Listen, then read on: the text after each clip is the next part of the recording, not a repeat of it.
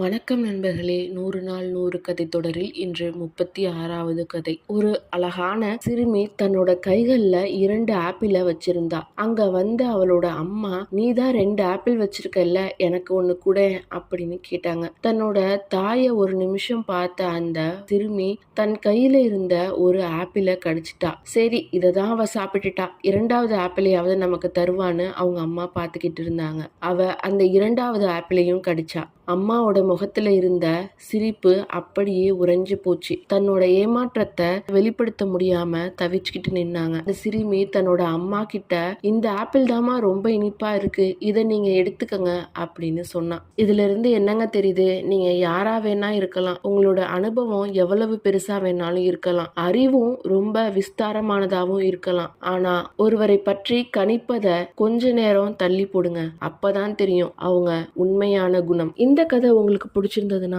நம்மளோட சேனல் தகவல் கார்னர் 360 மறக்காம சப்ஸ்கிரைப் பண்ணிடுங்க. இந்த மாதிரி கதைகளை தொடர்ந்து கேட்கணும்னா நம்மளோட இணைஞ்சிருங்க. நன்றி.